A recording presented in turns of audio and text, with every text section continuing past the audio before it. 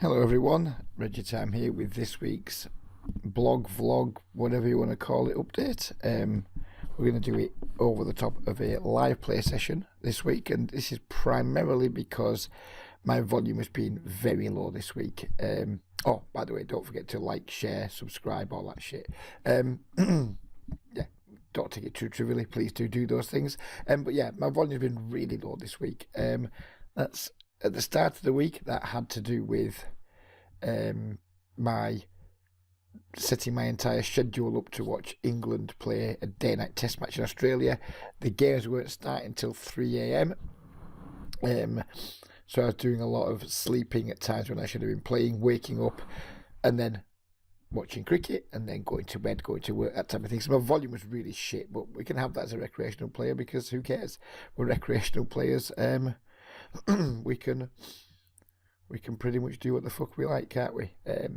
So yeah, my volume was really poor. That went on till I think Wednesday, before I got back onto like a reasonable schedule. Thursday I was working, so I didn't play much on Thursday, and still feeling not jet lagged, but feeling the effects of my bad schedule. Wednesday I was working. Sorry, Thursday was also working. Friday I was off work, but I had a busy day with family stuff. And Saturday we had our final game of the year in our home game poker league, which I won. I won the league, which was nice. And that was, well, I chopped the league with a friend. We got to a point where we were both, we were like 5 people left in the tournament. We were both pretty short stacked and kind of just trying to outlast each other. And we got the worst straight possible, and we're going to fold this low straight here. Got to the point we're both quite short stacked, both keeping our eye on each other, like for the win for the league, which is only like 120 something pounds, and there was £200 up top in the tournament we were actually playing. So I just said to him on a break, I said, why don't we just chop the league? It's close anyway, it's kind of a coin flip, and it will stop us doing harm to each other in this tournament by trying to outlast each other. So we did that. So we chopped the league for £62 each. I then went on to win the tournament for another £200. So it's been a good week in terms of profit from that. We'll go over the online week at the end of the video. Just quickly look at the spreadsheet. I haven't played much on Sky. I played something like 2,000 hands on Triple Eight, and that's it for the week. So we're not going to be looking at Hold'em Manager, but we will just take a quick look at the spreadsheet at the end of the week. So yeah, we made some money this week. I've managed to win our league, and I won a home game. And even though it's only £200, it's still just nice to win a live game, isn't it? It's always nice. Our home games this year, we've had 6 of them. I've won 2, finished second in 1 and third in 1, which I'm really quite happy with. We're going to race here with this 10-8 versus this min-donk. It's not the first time this guy's min-donked. And we don't have anything, but we do have some backdoor equity, and he can't really have any, which given he's just called the 10 pence. So I think it's a reasonable spot just to put a bluff raise in. Rash Hendry's called this c-bet on this wet board. The 7 is going to help him a decent amount, I would imagine, or at least not give me any extra fold equity. So we're just giving up once the check calls.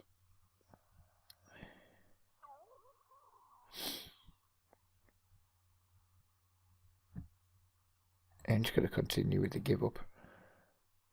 And we had the same hand, which means we could have bluffed the river and won the pot, but never mind. We've been min 3-bet here by Jog on. We are going to put a 4-bet in, and if needs be, play for all the shekels.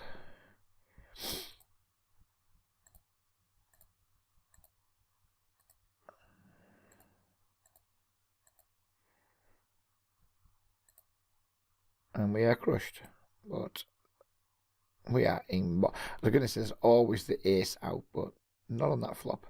So this guy like min squeezes king from big blind, just so we know in future we can take something from that. I mean, you might think getting 50 blinds in pre-flop with ace queen is a little bit loose. In these games, I think it's completely fine. I've seen people go all in with all kinds of interesting holdings, shall we say. So, yep. I'm happy with that. I'm not happy with the outcome, of course, but I'm happy with my decision. He is an unknown. He only had £5. He could have been doing that with worse. He could have been doing it with small pairs we have a lot of equity against. Once we bump it up and he jams, we just have to stack off. Nothing much we can do. We're certainly going to raise our 2 overs on flush draw here. And fold the 8s.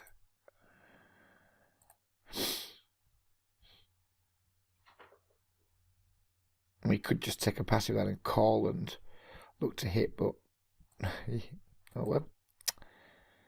He's min 3-bet, which is kind of annoying. I'm going to call and try and hit, I think. Don't think we have any fold equity, but we're getting good direct odds.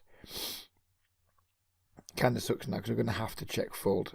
But I think jamming was just going to be setting money on fire. Oh, now we get to just... can we just jam now? Does he... Yeah, I think we can. We can just jam here now. Looks like he doesn't like the ace when he just calls the turn. Looks to me like he's not in love with that ace.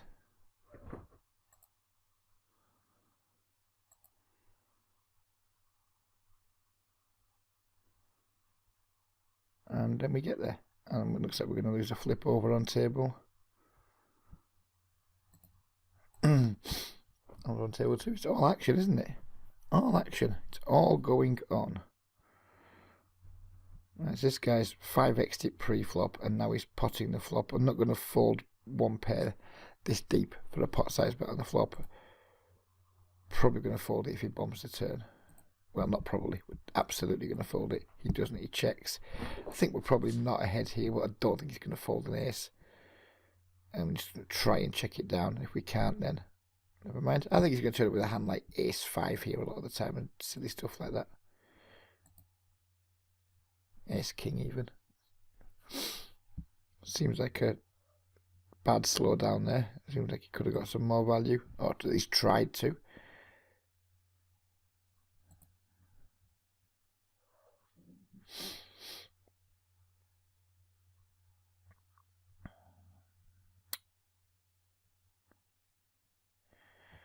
Same situation before. This guy, very similar board.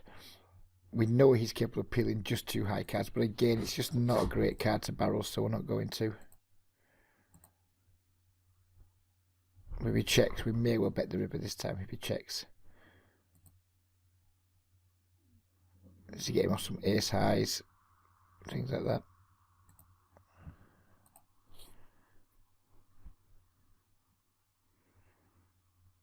This guy's min-donked again.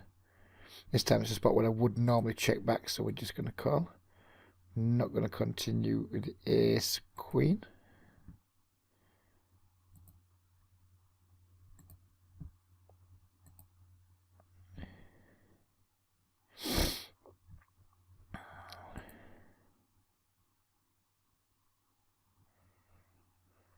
Tempted to call here.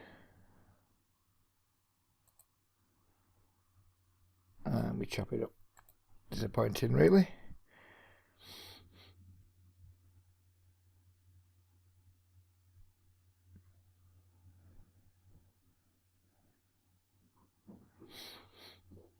Waco's pretty weak tight, hence the yellow tag.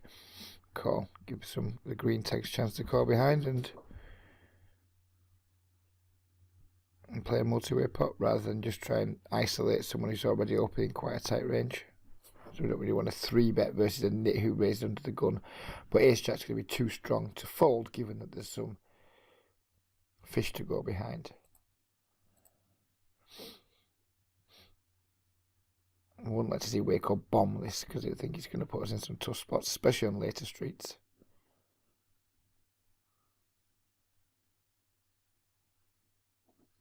Happy that he's checked.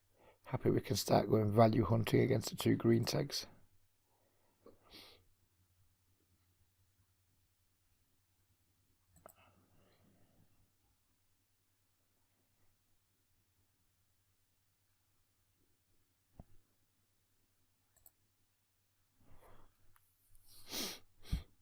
Waco taps out. And giving up here, we have a deuce. We have some showdown value against missed draws, I guess.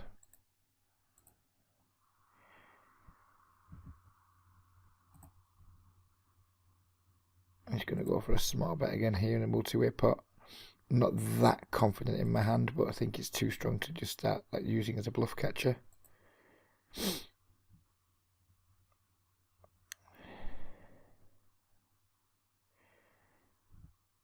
Treat that 10 pence as a check.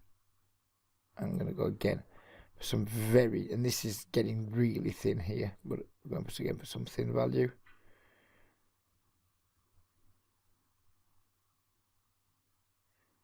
Hope he doesn't jam, because that means we'll beat if he does.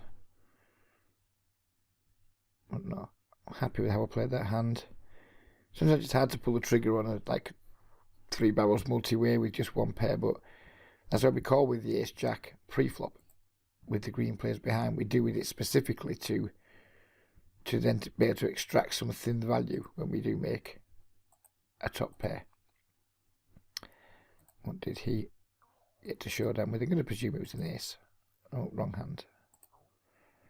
We'll go back to look at that in a moment. We're going to put a pretty big 3-bet in here against Trevor. And we're playing heads up on table 1, which I'm happy to do against a green tag player. My heads up game isn't great, but I think it's easily good enough to play someone who's a green tag.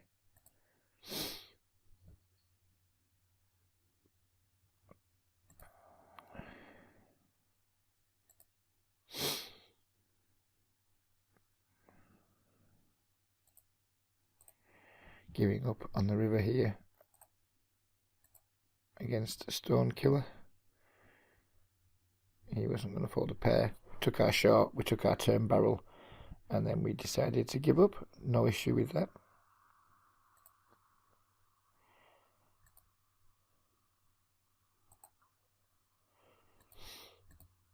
Flop the nuts. We go for check raise because stone killer does seem to like probing, doesn't he? Hopefully he gives a chance to collect some money from him extra. Given we've just been caught bluffing by check raising him, no reason to not check raise here, especially when he pots it. He falls straight away, never mind.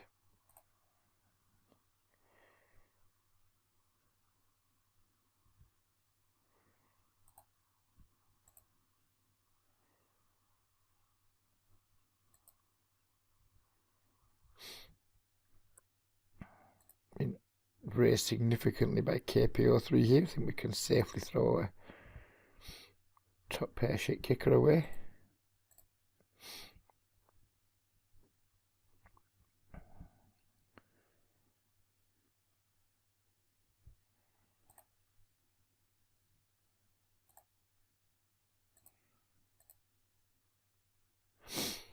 That Queen 9 hand on table 1, it's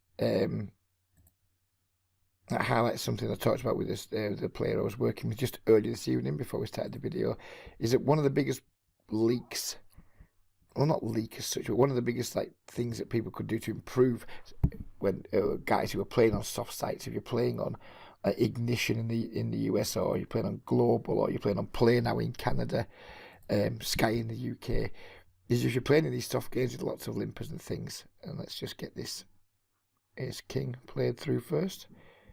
I'm going to call and then either call or jam the river. I'm just going to call this river if he bets it. I'm not that in love with getting check min raise on the turn, but we got like trips top kicker. What we're going to do, I think we just have to take our cooler like a man here and just pay him off, I think, because that's why, because sometimes we just have the winning hand. Yeah, so yeah, one of the things I don't see people do enough when I watch people play in videos when they record themselves playing, or when I like look at their database and see what's been going on with them, is that the lack of isolation raises. And let's play it. We'll get back to this point in just a moment. We're going to do 3-bet Theo. It's too big. Should have made it a pound. My bad.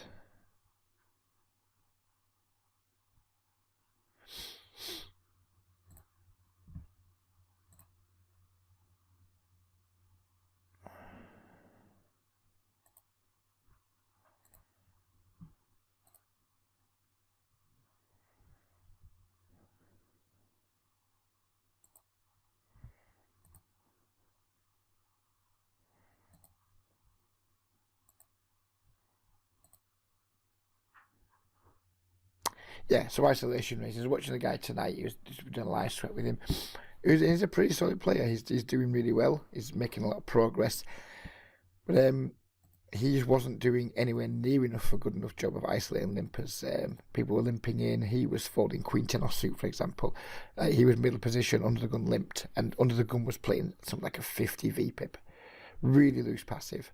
And he was just like kind of folding. He's like, oh, I don't really know how to play these hands post flop. Well, you're not going to get better at playing them if you don't put yourself in situations. And also, you don't need to be like really good post flop to outplay a fish either. You know, just you can isolate and just start off by playing pretty exploitably post flop. Only see betting when you flop good equity or you have a good made hand, and then just like learning more and more about your opponents, learning how far away you can deviate from like a relatively balanced strategy against certain opponents, all those things. But if you're just not doing it, if you're like, well, Queen 10, he might have better. Yeah, he might, but his range is going to be significantly weaker. So he's playing like a 50% range. Queen 10 is going to do really well against that in position, against someone who's probably quite bad at poker. So you just got to get in there and get your hands dirty more. I'm very much an advocate of playing tight in fastball games where you're playing against lots of regulars.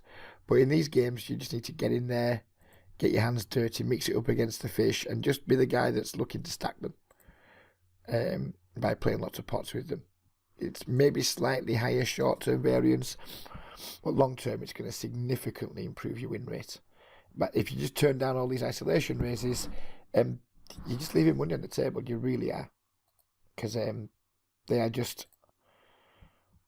There's just a lot of really low-hanging fruit. And if you're going to put yourself in soft games, then you need to learn to... like when to isolate limpers, to do it as aggressively as you possibly can, and also learn how to play multi-way pots with multiple limpers. Because sometimes your isolation just won't fucking work. I'm going to fold the queen. I almost wanted to play it given that two people had limped in, but I think Waco's going to be quite strong there, and we're going to be out of position to two players.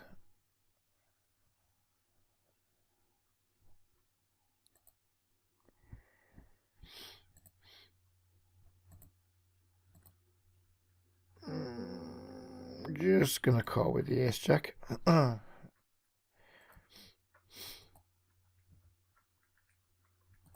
need to see bet the ace jack versus Trevor. It's very likely to still be the best hand.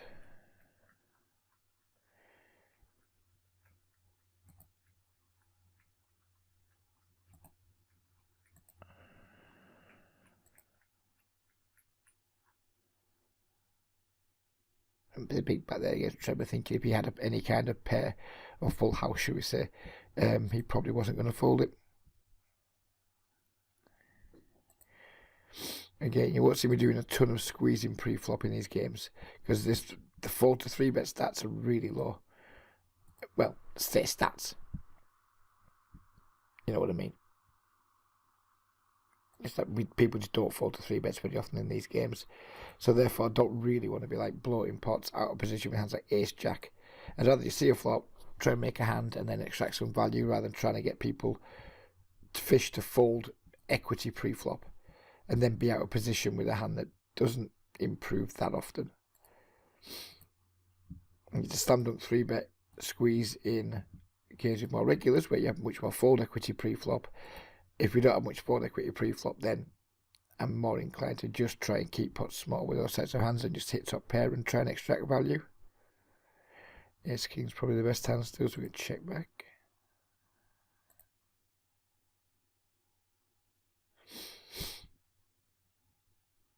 Waco's 3-betters here.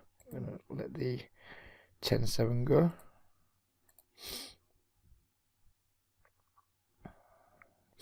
We're going to raise fold this Ace King on the river. Is it too thin?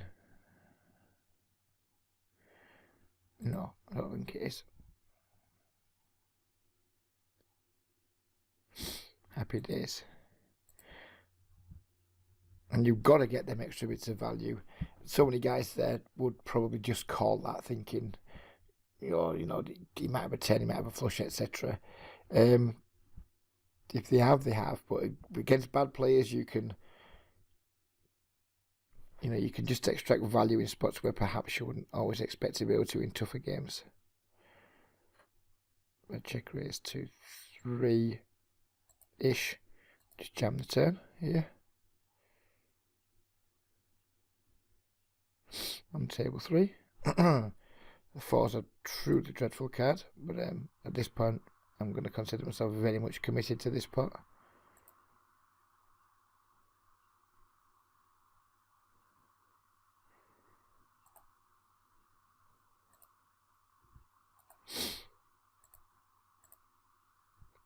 I'm not a fan of the way he played his overpair there, by the way, just in case you were wondering.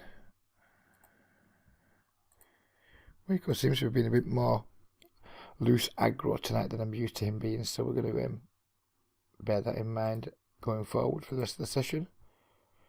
Haven't seen his C-bet very much yet tonight, but we've flopped an up flush draw, so what we're going to do, we're going to see a turn for sure.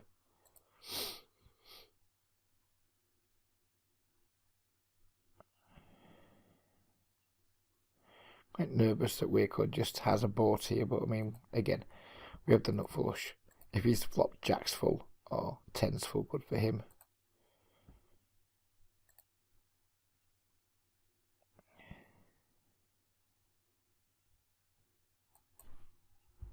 We'll go for a super small value bet. I hope he just calls with aces or kings and things like that. Attempted to go with a jam there, then decided not to, as you could see. And he had ace 10. We probably could have jammed, but we weren't to know that.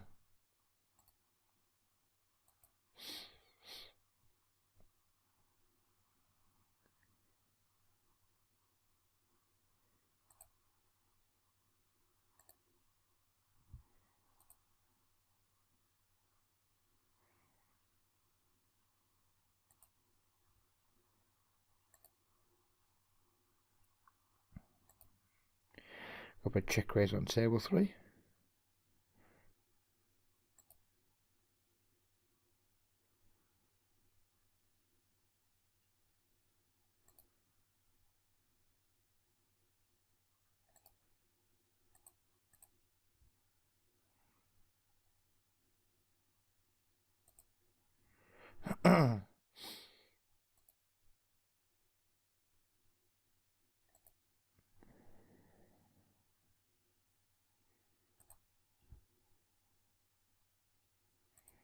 I think it's very likely we're in trouble here to Waco, but we're just going to call and then just stack off on the turn. I like the 7 coming. I like the 7 a lot because it produces combinations of sets, of course.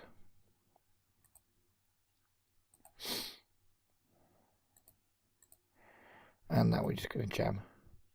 And if he's trapping us, then more power to him. I'm going to fold to this check raise. We're going to raise this dunk bit. A good shot. It's all going on. Action-packed session at the 10 and L Streets and Sky. I'm going to raise again and just give up if he calls again.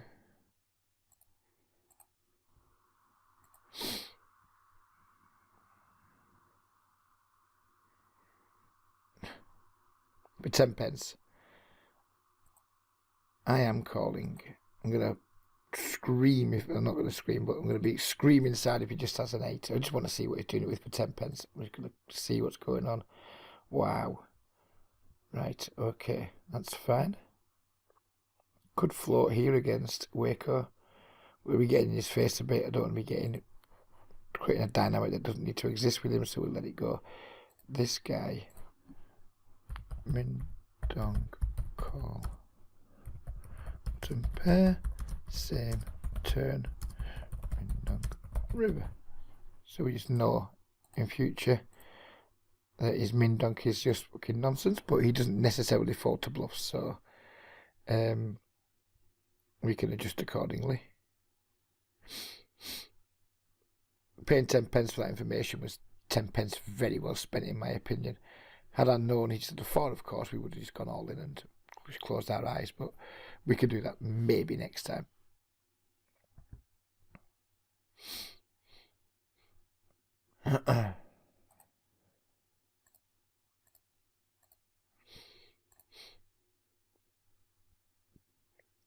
I'm not going to be going super long in this video, probably just half an hour. It's kind of just been like a cheeky little live play video, and then to update what we've been up to for the week. Was it meant to be like a long live play session?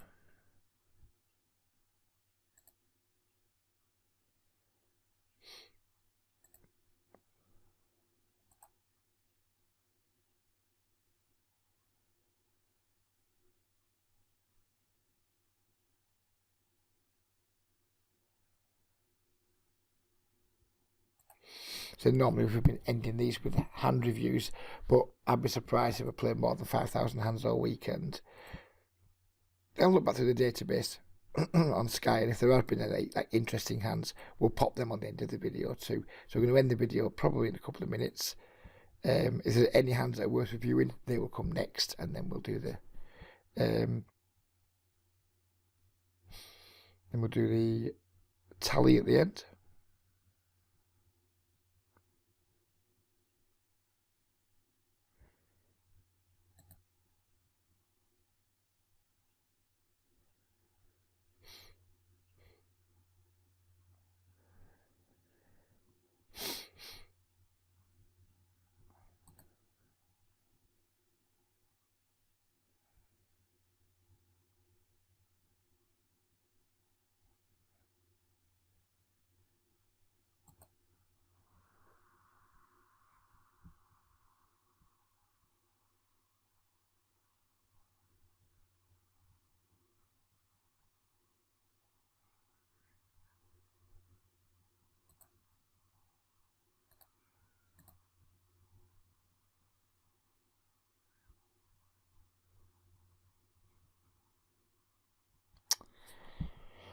Three-bet by Trevor. We are very deep, so we're going to take a flop. I expect Ace Jack to be quite a long way behind here, but in position against Trevor, I'm going to be able to turn it into a winner long term. On this flop, of course not.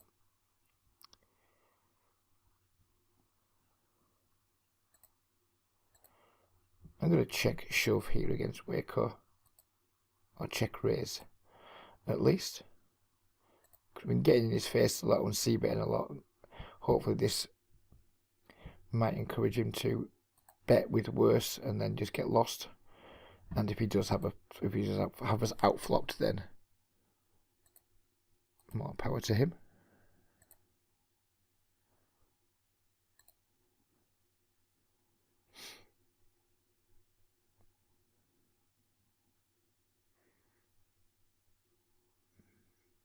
Going to fold the top pair here out of position. His pot's getting, oh, if we call, it'll be getting uncomfortably big by the river for just one pair. So willing to give it up.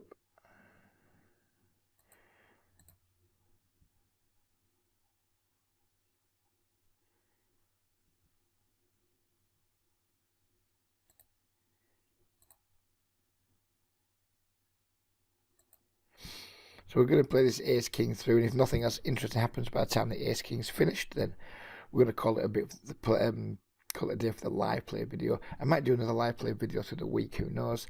It wasn't meant to be like a live play video. It's just something to have in the background whilst well, just basically a bit of a filler for the video, really, because there wasn't much to talk about because it's been a slow week.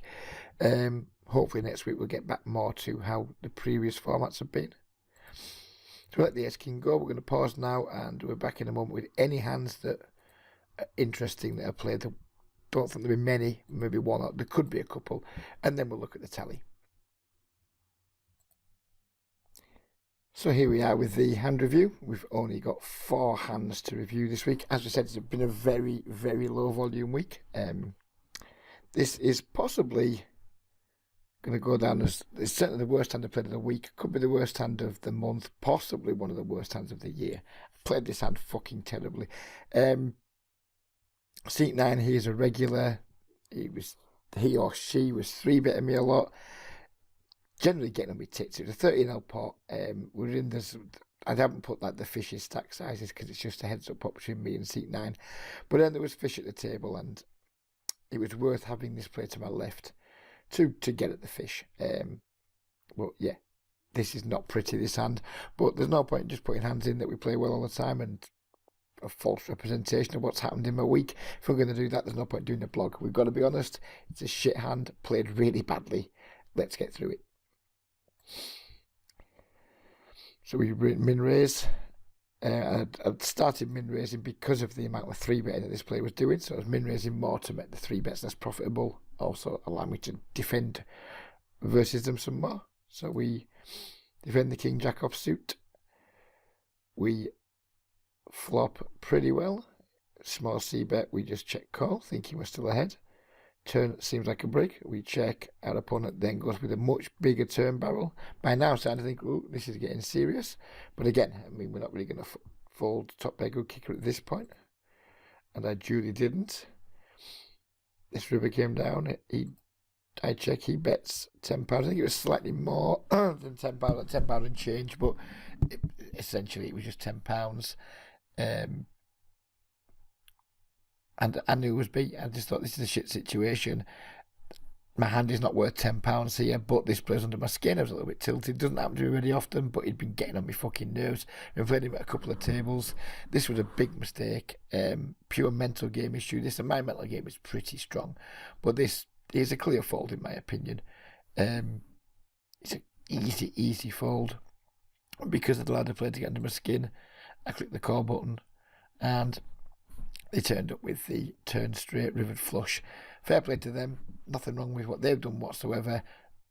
Another guy's 3-betting pretty wide. I don't like having aggressive 3-betters to my left, but I will put up with it when there's fish to the right.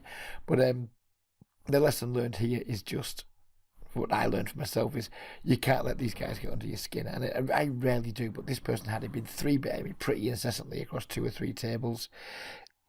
It was just the way the tables are set up. He tended to have position on me most of the time, and it was pretty annoying. And I let it get the better of me, and I butchered this hand.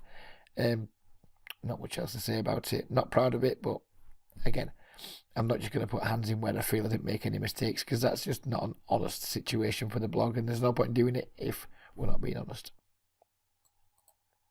So on to this next hand. This one was at a 20NL table. A raise under the gun. Callers. Multiple callers, we set mine. We hit our set. We lead out because it's a multi-way pot, super wet board. We can get value from all sorts. Don't really want it checking through. Could have thought about check raising, but I would typically lead out with strong hands in multi-way pots with multiple fish in them. Very standard for me. Lead out, we get called in in a spot, and we get raised. So I just called. I should just say at this point, this guy was a fish, this guy was a regular in the big blind. I could easily just have jammed here with my set, but I kind of wanted to rope the regular along too. Jamming would be the standard play. If the regular hadn't called the 160, we would just have gone all in. But I elected just to call to keep the regular in the big blind in the pot.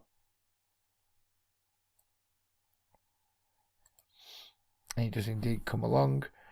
Turns a king, a check to the razor. He bets, we now go all in. Big blind regular folds. We are in a pretty good shape, and he hits a river deuce. Nothing we can do. Only putting it in because it's the second biggest pot I lost all week. So there we go. I just put the 2 biggest losing pots in, and we're going to have the 2 biggest winning pots too. Well, maybe I thought it was 2 biggest winning pots. It could be, but I think the 2 most interesting winning pots are about to come.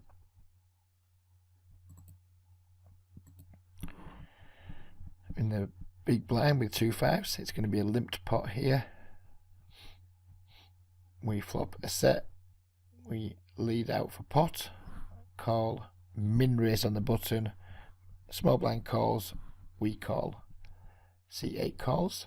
We turn a boat. I think we lead out because there's just tons of action. We get called. 2 folds. And the river is the 4. And I was like, do a check here, do a bet here. I kind of thought it was very draw heavy here, C8. Didn't think you could call a bet very often. I mean, if he's flopped a flush, he's going to make a bet anyway on the river. So I kind of thought checking was the best play. He bets his flushes anyway, but it also gives him a chance to bet his missed draws too. So I checked. He went pretty much all in for 840. We shoved. He called, and he'd actually river to straight. So happy out that way. I think the only decision on that pot really, well, there's 2 decision points. Do we 3-bet the flop versus a min raise, and then multi-way pot? I'm happy just to call and try and see some good turns or what have you. If we jam there or re-raise again, although it didn't look like anyone had anything that could have given us an action, I think we end up only getting it all in really against either hands that have decent enough equity or hands that are already made. So I think raising and calling's better. Try to dodge some diamonds on turns and stay in the pot, or if we make a full house lead out and start trying to get some value. So happy how I played it. Then they'll get to the river, and I think checking is a superior play to betting, because if he has a strong mate, if he has a 7 for example, he's probably going to bet it. If he has a flush, he's going to bet it. As it happens, he had a straight and he bet it. So I think most of his range that's going to call my bet is going to bet itself, and it also gives him opportunity. If he just has the naked ace of diamonds or naked king of diamonds, it gives him a chance to bluff, whereas he doesn't get much chance to bluff if we just jam. So that's why we played that hand the way we did. Move on to the last hand, and it's going to look like the button's min raised here and we've min 3-bet. That isn't true. For some reason this replay doesn't allow you to put raise from the big blind versus a limp. He actually limped the button, but when I tried to do that, it just automatically checked me in the big blind, which is a pisser because I raised 280. So pre-flop, that went down, limp there, and we made it 4x to 80. So he's limped instead of min raised. We've made it 4x. He's called, so he's limp called 4x. A good flop, we bet. He min raises, we make it 480. He just calls. Turn king. At this point, we're pretty much pot committed. We guess he can have some kings, king jack, whatever. But it just seems like a really standard jam to me, or set our opponent all in, which is what I did. He called. And then for some reason it just does this. The river wasn't check anything because we were all in on the turn. And he had much more equity than I would have liked with his pair and his flush draw. But we made a solid hold and we dragged down the £30 pot. So they were like the 4 hands of the week. Normally I would like to do more than 4 hands. But as I say, I've played we're going to see in a moment, I've played less than 15 hours poker this week. So there wasn't that much going on. So now we're going to get into the tally sheet. So here we are. The week for us started here. Everything else was from the week before. And as you can see, we played for how many hours? 4, 7, 10, 12, 13 hours. And I think I put another 2 or 3 hours in on 888.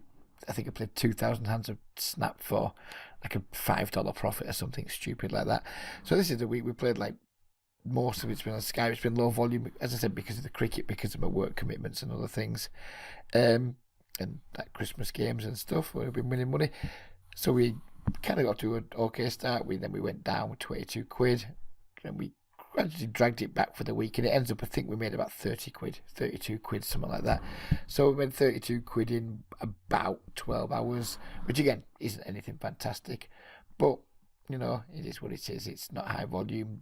Results are going to be kind of skewed all over the place. My continued hourly rate is, I mean, just £3.73, but there's been mostly 10 and L, to be fair. I haven't played that much 20 and 30. I've just been enjoying dicking around, playing lots and lots of fishy games, just acting like a recreational player, really, just chilling out. What can we say? That when we did that big £40 losing session was the one that had the player with the aggressive player to my left. He didn't just win that, but he won a couple of other small pots against me. And basically, it's made my life miserable, and I didn't make any hands against the fish.